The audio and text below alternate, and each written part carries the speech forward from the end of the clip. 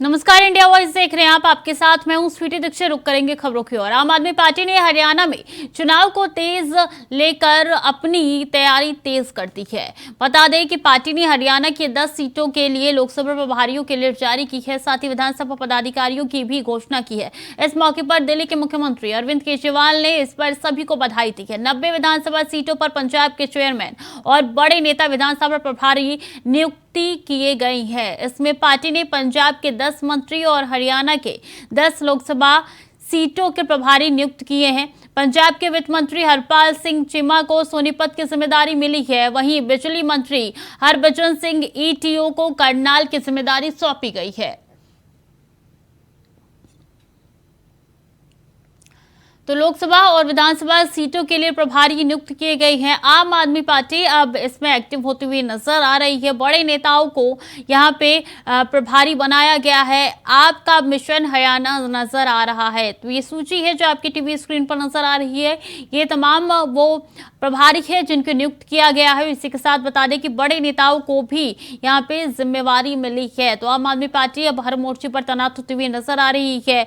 अब हरियाणा के मिशन पे जुटती हुई नजर आ रही है आम आदमी पार्टी। इससे पहले भी हमने देखा था कि जहां जहां चुनाव होते हैं, जोर आजमाइश की कोशिश यहां पे आप पार्टी द्वारा की जाती है। बड़े नेताओं को यहां पे प्रभारी जो है वो बनाया गया है, जिम्मा मिल चुका है। आपका मिशन अब हरियाणा शुरू होते हुए नजर आ रहा है और ये सूची है उस लिस्ट की जो आपकी टीवी स्क्रीन पर नजर आ रही है। लोकसभा और विधानसभा सीटों के लिए प्रभारी नियुक्त किए गए हैं। बड़े नेताओं को यहाँ पे प्रभार मिला है, जिम्मेदारी दी गई है। नितिन चौधरी ज्यादा जानकारी के साथ जुड़ चुके हैं। नितिन, किसको कौन सा प्रभार मिला है, क्या जानकारी है आपके पास?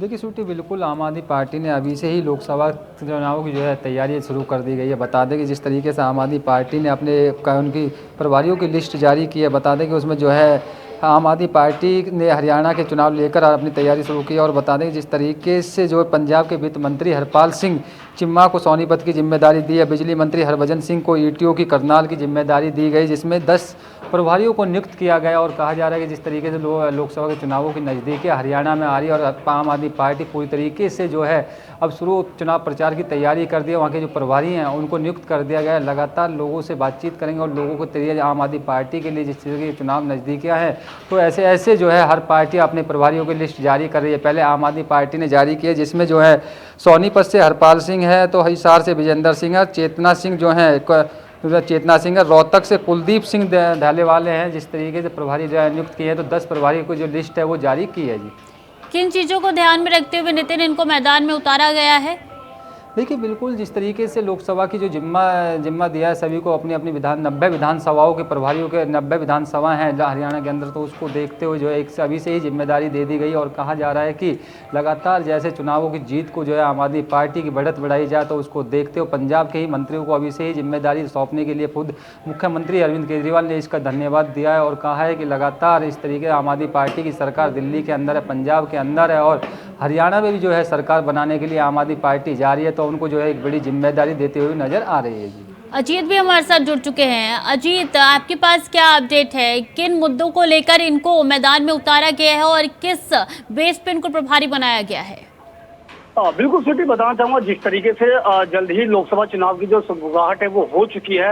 आने वाले साल में लोकसभा चुनाव होने हैं, इसको लेकर के अभी हाल ही में जो सबसे बड़ी जो सुशील गुप्ता जो आम आदमी पार्टी से जो राज्यसभा सांसद है उनको एक बड़ी जिम्मेदारी दी गई थी, जिसके बाद अब ये हरियाणा में नई टीम बनाई गई है, जिसमें लोकसभा प्रभारी और विधानसभा प्रभारी की जो लिस्ट है वो जारी की गई है और बड़े चेहरे को यहाँ पर उतारा गया है, जिसको कहीं ना कहीं कहा जा सकता है कि जो आगामी जो चुनाव है उसके मद्देनजर इन तमाम जो बड़े बड़े चेहरे हैं उनको मौका दिया गया है और कहीं ना कहीं अपने संगठन को मजबूत करने के लिए, क्योंकि आमतौर पर देखा जाता है जब भी अलग अलग राज्यों में या जब भी चुनाव होते हैं तो आम आदमी पार्टी द्वारा तमाम मुद्दों को लेकर के कई अपनी टीम का जो गठन है वो करती है। और ऐसा ही इस बार यहाँ पे देखने को मिला, जहाँ पहले जो हरियाणा में राज्यसभा सांसद जो आम आदमी पार्टी से सुशील गुप्ता को एक बड़ी जिम्मेदारी दी गई, उसके बाद अब यहाँ पर पूरी की पूरी टीम का गठन किया गया है। तो कहीं ना कहीं कहा जा सकता है कि जिस तरीके से जो आने वाले समय में जो चुनाव होने हैं, लोकसभा चुनाव होने हैं और आने कुछ समय बाद जो विधानसभा चुनाव होने हैं, इन सब चीजों को लेकर के ये पूरी की पूरी जो टीम का है जो गठन किया गया है। और निश्चित तौर पर कहा जा सकता है कि जो विभिन्न मुद्दे हैं, चाहे वो जैसा कि सबसे बड़ी जो मुद्दा रहता है आम आदमी पार्टी का बिजली और पानी, उन तमाम मुद्दों पर कहीं ना कहीं आने वाले समय में जो पार्टी है वो चुनावी मैदान में उतरेगी। जी बिल्कुल, चुनावी मैदान में उतरेगी और जो आजमाइश की भी कोशिश उनकी तरफ से की जा रही है। नितिन, पहले हमने देखा था विधानसभा चुनाव के मद्देनजर आम आदमी पार्टी पूरा अपना पैंतरा लगा देती थी और जो भी उनकी तरफ से यहाँ पे दलील दी जाती थी, अब क्या वो चीजें सेम लोकसभा चुनाव में भी नजर आएगी, क्योंकि यहाँ पे लोकसभा चुनाव में भी एक्टिव हो रही है आम आदमी पार्टी? देखिए बिल्कुल स्वीटी, जिस तरीके से आम आदमी पार्टी जो है हर बार लोकसभा चुनावों के में जो है अपना पूरा लोगों को उतारती थी, अपने पूरे जिम्मे को निभाती थी, लेकिन उसके बाद जैसे हरियाणा की बात की जाए तो हरियाणा में 10 लोकसभा के जो नेता हैं, मंत्री हैं, उनको जो जिम्मेदारी दी गई, प्रभारी मंत्री को जिम्मेदारी सौंपी और कहा है कि इसकी बार जो आम आदमी पार्टी अब की बार हरियाणा में भी कहीं ना कहीं अपनी बढ़त बनाते हुए नजर आएगी। अब की बार पहली बार ये हुआ है कि जिस तरीके से जो अपने आम आदमी पार्टी ने प्रभारियों की लिस्ट जारी की और लगातार इसको देखा जा रहा है कि खुद केजरीवाल भी जो है इसको लेकर धन्यवाद कर रहे हैं अपनी पार्टी का, क्योंकि जिस तरीके से देखा जाता था कि आम आदमी पार्टी दिल्ली में बनी है और उसके बाद पंजाब में बनी है, पंजाब के बाद अब हरियाणा का नंबर है, क्योंकि हरियाणा में लगातार आम आदमी पार्टी पूरी तरीके से सक्रिय नज़र आ रही है, क्योंकि चाहे लोकसभा चुनाव हो या चाहे दूसरा चुनाव हो, लगातार तमाम चुनावों को देखते हुए जो है आम आदमी पार्टी लगातार बढ़त बना रही है और लोगों के बीच में मुलाकात कर रहे हैं। खुद सभी ऐसे मंत्रियों को जिम्मेदार सौंपा है जो पहले ही मंत्री हैं और उन मंत्रियों के ऊपर अब की बार लगातार देखा जाएगा, उनके ऊपर दाव लगाया जाएगा कि वो कितने सक्सेस होते हैं, कि आखिरकार आम आदमी पार्टी यदि हरियाणा में बनती है तो उनको कितनी बड़ी जिम्मेदारी और भी सौंपी जा सकती है। क्योंकि देखते हैं कि जिस तरीके से जो प्रभारियों की लिस्ट जारी की जाती है, उस प्रभारियों को उन्हीं मंत्रियों को बनाया जाता है और मंत्रियों को जिम्मेदारी सौंपा जाती है और कहा जाता है कि जो मंत्रियों को, जो हरियाणा के मंत्री हैं, उन हरियाणा के ऊपर अब की बार दोबारा से नज़र आम आदमी पार्टी लगाती हुई नजर आ रही है। और कहा जा रहा है कि जो 90 विधानसभा सीटों में जो चुनाव होने हैं तो उनके जो प्रभारी नियुक्त किए हैं, उन प्रभारियों को जो है सभी को जिम्मेदारी सौंपी जाएगी और लगातार सबसे डोर टू डोर जो प्रोग्राम है वो प्रोग्रामों की जिम्मेदारी सौंपी जाएगी। जी बिल्कुल, लिस्ट सामने आ चुकी है, प्रभारी बना दिया गया है। अजीत, ये पूरा मामला देखिए बीजेपी से जुड़ता हुआ कुछ नजर आ रहा है, क्योंकि बीजेपी ने जिस तरीके से धरातल पे बड़े नेताओं को उतारा है, क्या उसी तर्ज पे अब आम आदमी पार्टी आगे कार्य कर रही है चुनाव के मद्देनजर? बिल्कुल सीधी, साफ तौर पर कहा जा सकता है जब कोई भी राजनीतिक पार्टी जब इलेक्शन में, चुनाव में उतरती है तो उनके जो स्टार प्रचारक हैं, जो उनके दिग्गज नेता हैं, उनको चुनावी मैदान में उतारने की तैयारी की जाती है।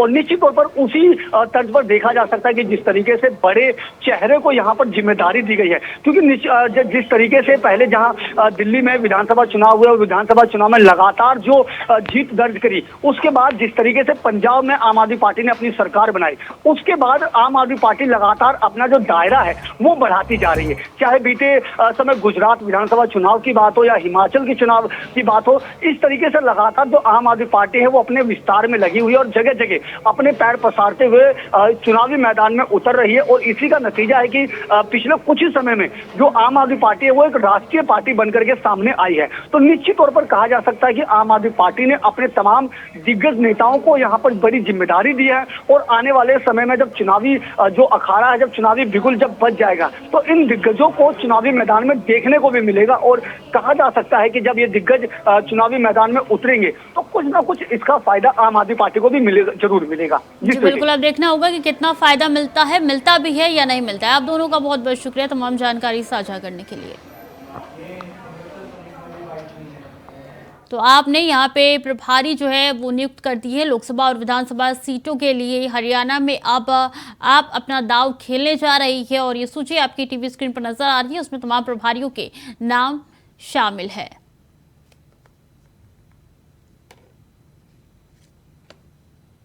अमरोहा देहात पुलिस का गजब कारनामा सामने आया है, जहां पुलिस ने पंचायत में प्रेम प्रसंग का मामला निपटा दिया। विवाद में दोनों पक्षों में 1.5 लाख में समझौता करवा दिया, जहां अब रुपए गिनने हुए ये वीडियो वायरल हो रहा है। मामला देहात थाना क्षेत्र के गांव निजामपुर सेंदरी का है।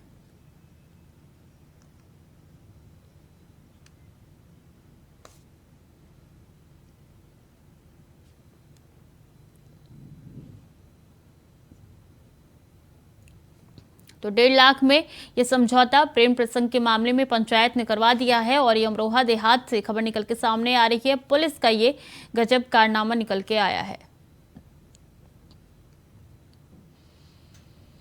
समाजवादी पार्टी से 3 बार विधायक रहे अनिल दोहरे के देहांत के बाद सपा के राष्ट्रीय अध्यक्ष अखिलेश यादव ने दिवंगत नेता को श्रद्धांजलि दी। अखिलेश यादव ने अनिल दोहरे के पार्थिव शरीर पर फूल चढ़ाकर भावभीनी श्रद्धांजलि दी। अखिलेश यादव पूर्व विधायक के नसरापुर स्थित आवास पर पहुंचे, जहां मीडिया से बात करते हुए अखिलेश यादव ने कहा कि यहां से विधायक रहे अनिल दोहरे आज हमारे बीच नहीं है। इनका पुराना राजनीतिक परिवार रहा है। उनके पिताजी से लेकर वो खुद परिवार के सभी सदस्य लगातार सेवा में जनता के लिए लगे रहे।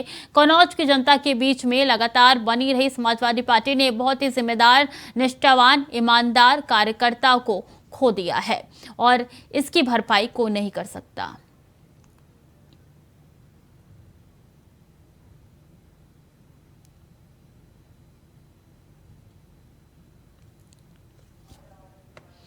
प्रयागराज में आगामी 8 अक्टूबर को एयरफोर्स के स्थापना दिवस पर संगम पर आयोजित होने वाले एयर शो की पुलिस ने भी तैयारी शुरू कर दी है। पुलिस कमिश्नर रमेश शर्मा और डीसीपी सिटी दीपक भुक्कड़ ने लोगों से अपील की है उस दिन छत पर पतंग ना उड़ाए, नॉनवेज खुले में ना रखे ताकि पक्षियों का झुंड एकत्रित ना हो। इसके अलावा झूसी पुल और नैनी ब्रिज पर इकट्ठा होकर खड़े ना रहने की अपील की है।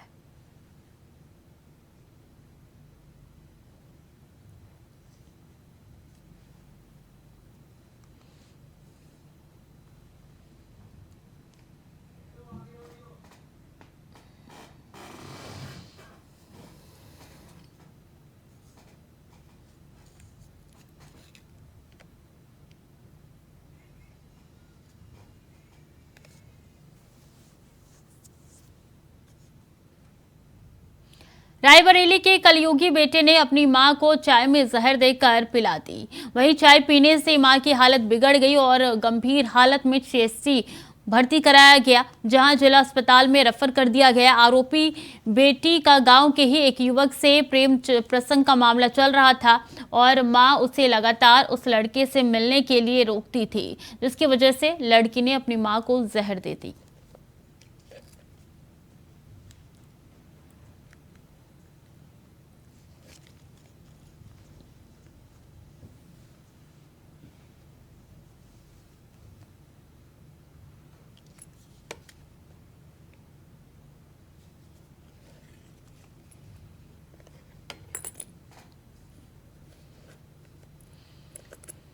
और रायबरेली में चोरी के ट्रक के साथ एक शातिर अभियुक्त को गिरफ्तार किया गया, जहां वो अभियुक्त अयोध्या का रहने वाला है। वहीं उसके कब्जे से चोरी का ट्रक भी बरामद कर लिया गया है। मुखबिर की सूचना पर पुलिस ने घेराबंदी कर ठगिया चौराहे के पास से अभियुक्त राजवंत को गिरफ्तार किया।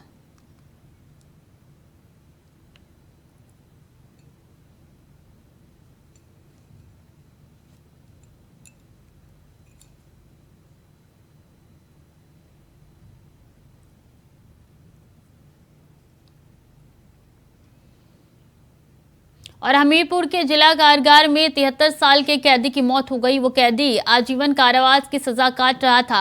कैदी को हार्ट और डायबिटीज की बीमारी थी। हालत बिगड़ने पर कैदी को जिला अस्पताल लाया गया। जिला अस्पताल में डॉक्टरों ने उसे मृत घोषित कर दिया।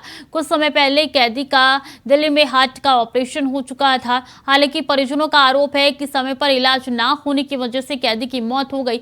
परिजनों ने जेल प्रशासन पर लापरवाही बरतने का आरोप लगाया है। तो जिला कारागार में 73 साल के कैदी की मौत हो गई है। हार्ट और डायबिटीज की बीमारी से परेशान था। लाए गए थे, जो उनको यहाँ पर लाने के बाद चेक किया गया। कैदी आए थे, जंडू सिंह नाम के जो है 73 साल उम्र के, वो जिला जेल से लाए गए थे। जो उनको यहाँ पर लाने के बाद चेक किया गया तो वो मृत अवस्था में थे। तो उसकी आगे की कार्रवाई करके उनको जो पोस्टमार्टम के लिए भेज दिया गया है। उसमें मृत्यु का कारण स्पष्ट हो गया।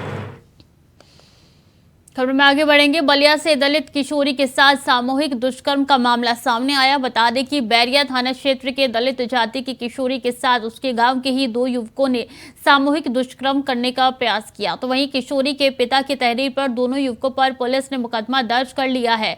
साथ ही पीड़िता को मेडिकल प्रशिक्षण करने के लिए जिला अस्पताल भेज दिया गया है। तो वहीं पुलिस ने आरोपी की गिरफ्तारी के लिए कई ठिकानों पर छापेमारी करके एक युवक को हिरासत में ले लिया है। पूछताछ जारी है उससे।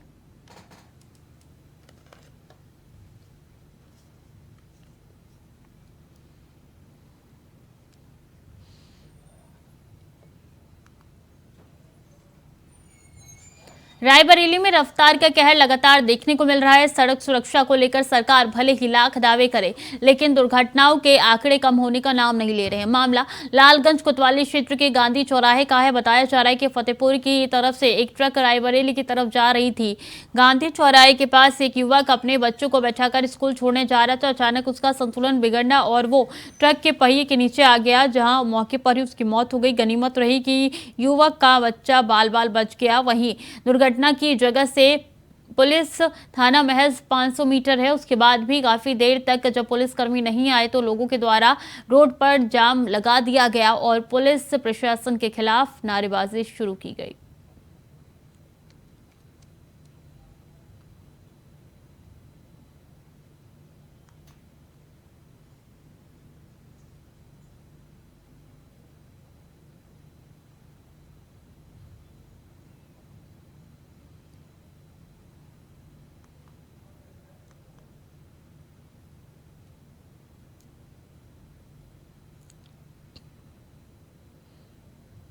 वैदिक मंत्र उच्चारण के साथ राजमाता विजया राजे सिंधिया की मूर्ति का अनावरण किया और पाम पार्क के रूप में शिवपुरी को तोहफा भी मिला है। शिवपुरी ने मध्य प्रदेश के कैबिनेट मंत्री यशोधरा राजे सिंधिया ने बड़े ही भावुक मन से अपनी मां को याद करते हुए वैदिक मंत्रों द्वारा राजमाता की प्रतिमा का अनावरण किया और पाम पार्क का लोकार्पण किया और पितृपक्ष पर अपनी मां को याद करते हुए कई बार भावुक हुई। इस बीच उन्होंने शिवपुरी से चुनाव लड़ने से भी इनकार कर दिया। उन्होंने बताया कि उन्हें 4 बार कोरोना हो चुका है और अब वो चुनाव नहीं लड़ना चाहती है।